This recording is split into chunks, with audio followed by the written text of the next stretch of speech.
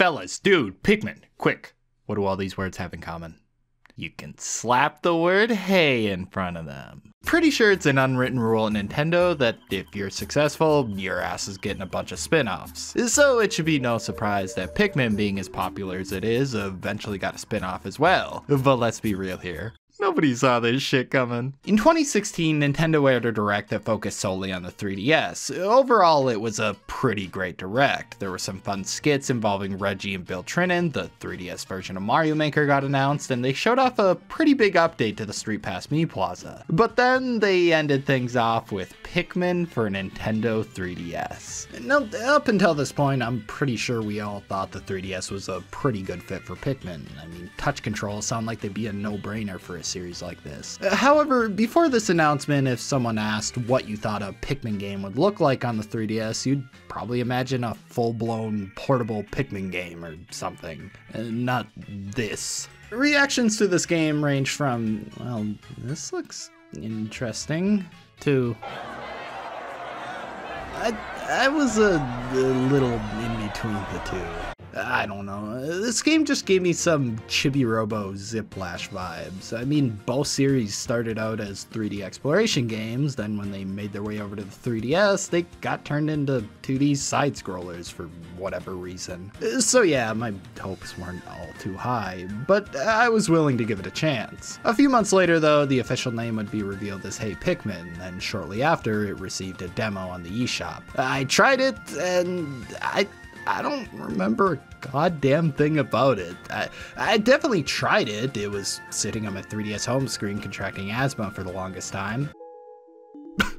But I just don't remember it, and I feel like that's the case with most people when it comes to the final game. This thing just kinda came out, and nobody really cared from what I remember. To be fair though, it came out at a pretty terrible time. It was released in July of 2017. Nintendo was hot off the launch of the Switch, and Splatoon 2 had just come out a week prior. Not to mention at the time, people were kind of in the mindset of, why won't this thing die? So most 3DS games that were released around this time kind of got ignored. People might have also been a bit salty that this wasn't Pikmin 4 after Miyamoto came out and said Pikmin 4 is very close to completion a year before this game was announced. The point I'm trying to make is I feel like Hey Pikmin wasn't really given a fair chance. But it's been a few years now. The game is basically all but forgotten, and I'm curious. What's Hey Pikmin like?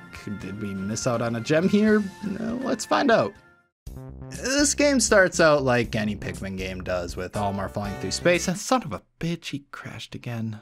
So we find out that we need 30,000 of what are called Sparklium to refuel our ship so we can make it back home. Now Sparklium can apparently be harvested from specific seeds or shiny objects, but how are we gonna get all this stuff? Well, the game's got Pikmin in the title, so I got a few ideas. So we use Pikmin to collect all the stuff, because apparently Olimar's got a thing for crashing on planets that conveniently have Pikmin on them. So with all the introduction stuff out of the way, we finally start the actual game. The first level is unsurprisingly a tutorial, and it gives you a pretty good idea of what you can expect from this game. You control Olimar using just a circle pad. Everything else is done using the touchscreen, like summoning and throwing Pikmin, which, you ever wonder why this game is called Hey Pikmin? There you go. I don't know what you're expecting. Instead of being a real-time strategy game like the mainline entries, Hey Pikmin focuses more on puzzle solving and exploration. Honestly, the exploration aspect surprised me. I don't know why, but I was expecting these levels to be mostly linear, but there's plenty of alternate paths and even some secret exits which allow you to skip some later levels. But for the most part, it's still your standard A to B side-scroller. Now, the puzzles, on the other hand, aren't anything to write home about. They mostly consist of throwing enough Pikmin at something to get an item or build a bridge. There's just not much here. Which isn't to say they're all bad. There are some clever moments, like when you have to collect all the Pikmin in a stage without losing any to reach a high area, or when you need to use these electric guys to activate some platforms. It's just, these kinds of moments are few and far between. A lot of these puzzles just have super unsatisfying solutions. Like, there were a lot of times where I'd be just sitting there wondering, how the hell am I gonna get enough Pikmin up there? And then I realized, oh, I can just fly up here. Oh yeah, I probably should have mentioned earlier, but you got a jetpack in this game and you can fly for a bit. Now, the roster of Pikmin consists of all the variants from the story mode of Pikmin 3, so no purple or white Pikmin here. Red is immune to fire, yellow is lighter and immune to electricity, blue can breathe underwater, rock Pikmin are chonkers, and wing Pikmin can, well,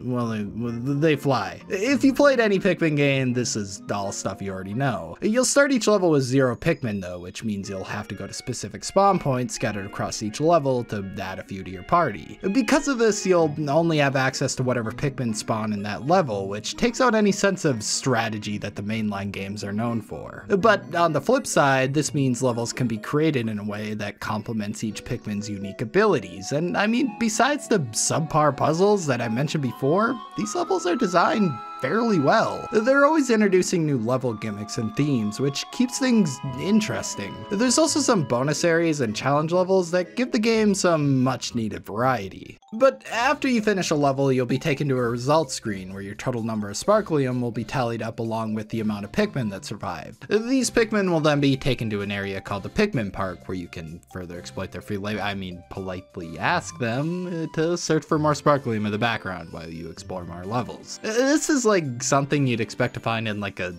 mobile game or something, but it works surprisingly well here. It incentivizes you to keep your Pikmin alive so you can send them to the park to speed up the whole process of finding more Sparklium. There's also a logbook that you can access in between levels, which is basically this game's version of the Piklopedia from Pikmin 2. Honestly, this is my favorite part of Hey Pikmin. Since Olimar is mostly a silent protagonist, you don't really get to learn much about him from just playing the game. But these logs give you a little bit of an insight on what Olimar is actually like. You can find out what he thinks about different Pikmin, enemies, treasure, and even some amiibos that you can scan in. One of my favorites is the Super Mario Bros. Cartridge you can find, which Olimar calls the inevitable tragedy. Let's read a little of this. The man this chronicle is presumably about is a very tragic figure. He seems to be simultaneously running up against a brick wall, falling to a fiery death, and menaced by a sort of reddish-white wriggling larva. With so many insurmountable obstacles on all sides, he can't be long for this world. May you have better luck in the next life, my mustachioed friend. What the fuck? Now, at the end of each world, you'll have to defeat a boss, and these are...